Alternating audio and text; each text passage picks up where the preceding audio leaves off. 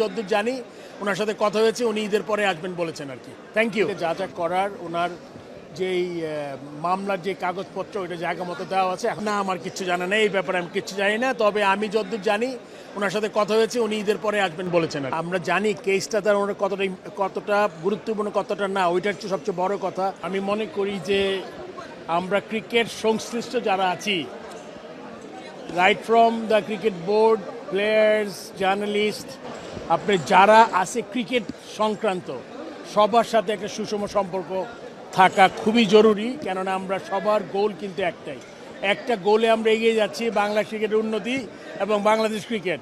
এই জন্য আমার মনে হয় আরেকটু সৌহার্দ্যপূর্ণ সম্পর্ক হলে ভালো হয়। সবসময় যে সম্পর্ক একরকম থাকবে তখন ওটা ঠিক না, বাট এটা সবসময় ইমপ্রুভ করা সম্ভব। আমার মনে হয় না এটা খুব বিরাট কোনো কিছু আছে এখানে। আমার মনে হয় অবশ্যই করা উচিত। এবং কেননা আপনারা আজকে যেই কাজটা করছেন ক্রিকেট গেমটাকে পপুলার করার জন্য, এই জার্নালিস্ট, আগে তো শুধু প্রিন্ট মিডিয়া ছিল, ইলেকট্রনিক মিডিয়া আসছে, সোশ্যাল মিডিয়া আসছে, এখন জিনিসটা কিন্তু একদম মানে আরও বেশি ফোকাসড আর কি। সো যেই কাজটা আপনারা এতদিন করে গেছেন, আগামীতে আশা করি করবেন, যে এটা ক্রিকেটের জন্য ভালো হবে, দেশের ক্রিকেটের জন্য, সর্বোপরি খেলাধুলার উন্নয়নের জন্য সহায়ক হবে।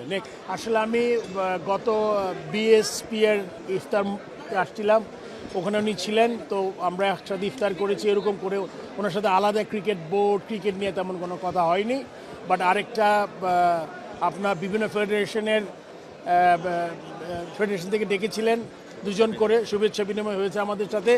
কিন্তু ওখানেও মনে করুন ওনার ভিশনটা উনি বলেছেন, ক্রীড়াঙ্গনে উনি কী করতে চান, ওগুলা সব ক্রীড়া ফেডারেশনে শুনেছে। আমরা আমাদের কথা বলেছি, বাট আমার মনে হয় যে উনি যদি আরও স্পেসিফিকভাবে প্রত্যেকটা 4-5টা করে ফেডারেশন ডাকেন, তাহলে মনে আরও ইজি হবে। আমাদের যে আমরা যেগুলো চিন্তা করছি, ক্রিকেট বোর্ড বলেন, ফুটবল বলেন, অ্যাথলিট যা আছে সব মিলে যদি করেন তাহলে সুবিধা হবে আর কি।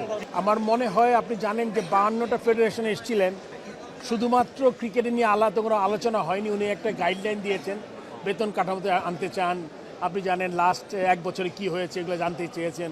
সেরকম করে আলাদা ক্রিকেট নিয়ে কোনো কথা হয়নি।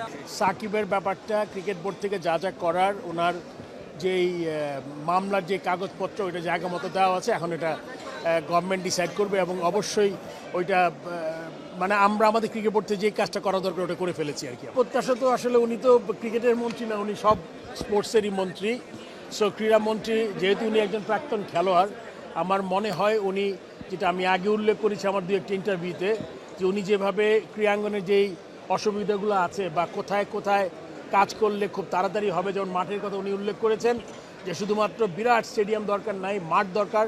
এটাও কিন্তু আমরাও ক্রিকেট বোর্ডের অ্যালাইন। আমরা মনে হয় যে একটা ভালো উইকেট, একটা ড্রেসিং রুম আর একটা সুন্দর মাঠ আর কিছু প্র্যাকটিস ফ্যাসিলিটি যত তাড়াতাড়ি সম্ভব যতগুলো করা যায় ততই আমাদের আসলে প্রত্যন্ত অঞ্চল থেকে যেসব খেলোয়াড় আছে যারা তাদের ট্যালেন্টটা দেখাতে পারেনি, তারা ওখান থেকে দেখাবে এবং আস্তে আস্তে এই সিস্টেমের মধ্যে ঢুকে যাবে। ফারুক ভাই, আপনি এর আগে যখন সাকিব লাস্ট টেস্টটা খেলতে চেয়েছিল, আপনি অনেক চেষ্টা করেছিলেন, এমনকি ফাঁকা মাঠে বা ফাঁকা গ্যালারিতে হলেও সাকিবকে একটা ম্যাচ খেলিয়ে আসলে বিদায় দেওয়ার সর্বোচ্চ চেষ্টা করেছিলেন। তো এবার তো আসলে আমরা মানে একটা আইডিয়া করছি, সাকিব যদি আসেন, পাকিস্তানের বিপক্ষে সিরিজ খেলেন, সেটা হলেও হতে পারে সব কিছু ঠিকঠাক থাকলে। সাকিবকে ঘিরে কি কোনো ধরনের আলাদা প্রিপারেশন থাকে? এক্স্যাক্টলি আলাদা না, আপনি সিচুয়েশন আগে যা ছিল তাই। ওনার যেই জিনিসগুলো ছিল, একটা আমরা জানি কেসটা তার ওনার কতটা গুরুত্বপূর্ণ কতটা না, ওইটার হচ্ছে সবচেয়ে বড় কথা। উনি ডিসাইড করবেন প্রথম ফিটনেস লেভেলটা কি, দেশে আসবেন কি না, তারপর এগুলোর উপর অনেক কিছু নির্ভর করছে তিনি খেলতে পারবেন কি না। খেলার পর্বটা আরও অনেক পরে। এক্স্যাক্টলি এই মুহূর্তে এটা বলা খুব ডিফিকাল্ট যতক্ষণ দেশে না আসে। এই প্রশ্ন উত্তর দিয়ে দিয়েছি আগে একবার, এটা আসলে না দিলে ভালো হয়। আমি জানি না এটা সত্য কি, কিন্তু বুলবুল ভাই কিছু কাছের মানুষজনের কাছ থেকে শুনছি ইদানিং সময় আর কি, যে বুলবুল ভাই হয়তো বা কোনো কারণে এমন হতে পারে যে উনি নিজে থেকে একটা ডিজাইন করার চিন্তা ভাবনা করছেন। এই ব্যাপারে আমি কিছু জানি না আসলে।